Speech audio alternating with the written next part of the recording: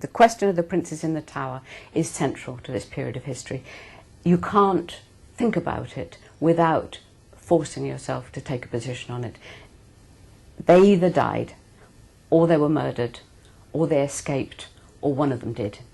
You can't not know. You know, it's one of those things. It's not enough to say maybe. You've really, in your heart, you have to take a view. The tradition of the historical record is that they were murdered in the Tower, and the reason that that is so powerful is twofold.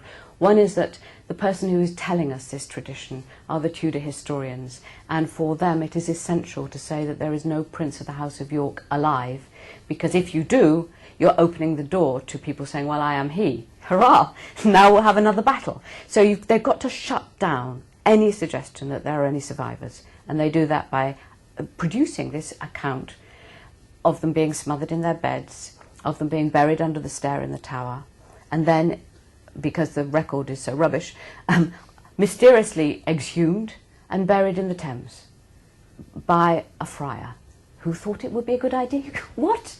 It's nonsensical. It makes no sense. Even as an alibi, it doesn't work. Even as a lie, it's not a very good lie. So that probably didn't happen, but you've got to be pretty sceptical to stand up against everyone who says, well, it did happen. Then subsequently, round about the time of, I think, Charles II, people find two bodies which may have been little boys in the Tower of perhaps about the right age. And a lot of people say, well, that's it. That's the boys. The it might be. We don't know. They were certainly found buried under a stair, but if you follow the Tudor legend, the stair should be empty, so that doesn't help you. There wasn't carbon dating or DNA evidence or anything at that time, so people just assumed that it was our princes. But of course there were other children who had been held in the Tower and who could well have been buried in the Tower. So that's not very conclusive either.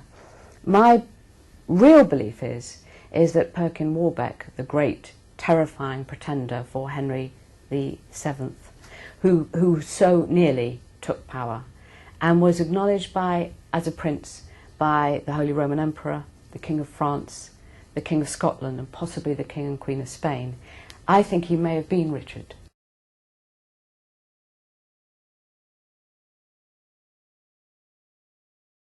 The question of Perkin Warbeck is the one that you really have to deal with.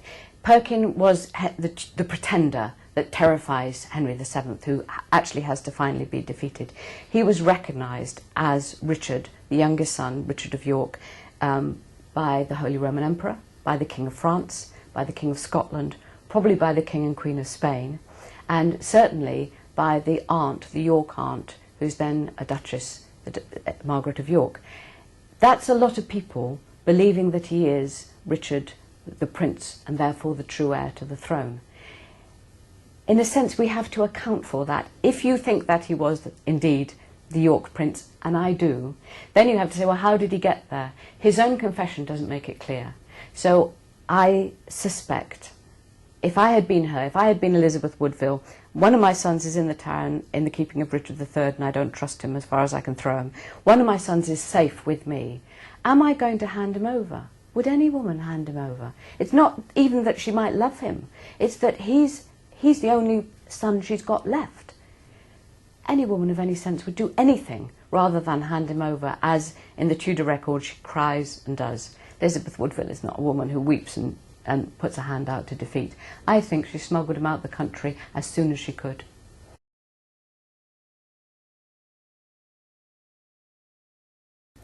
When we think about Elizabeth at the end of the novel, I think, for me, she's not in a tragic situation, because although she isn't queen anymore, she's still a player, she's still got a daughter at the court, anything might happen. Her daughter will marry either Richard III or Henry Tudor. Anything could happen. Who knows? In a sense, one of the exciting things for me about Elizabeth is that you always get a sense with her that she's going, well, okay, not so good at the moment, but who knows what might come. Also, she's free.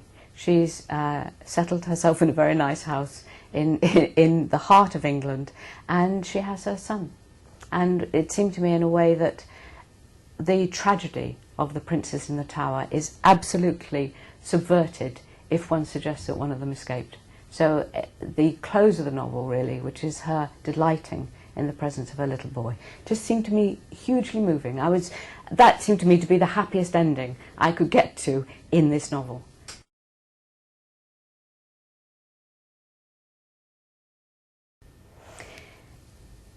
What do the Plantagenets teach us?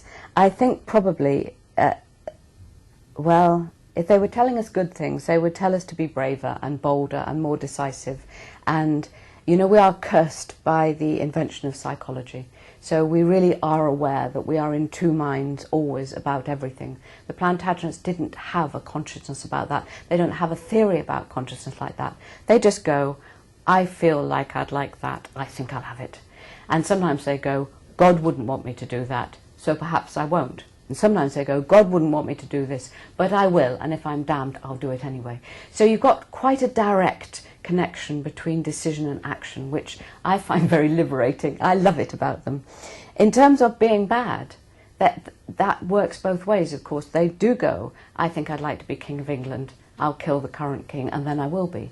So the consequences of, in a sense, that not thoughtless life, but determination that your will shall be the predominant force in the world. That's a dangerous route for a human being to go down, but it certainly gives you an exciting life.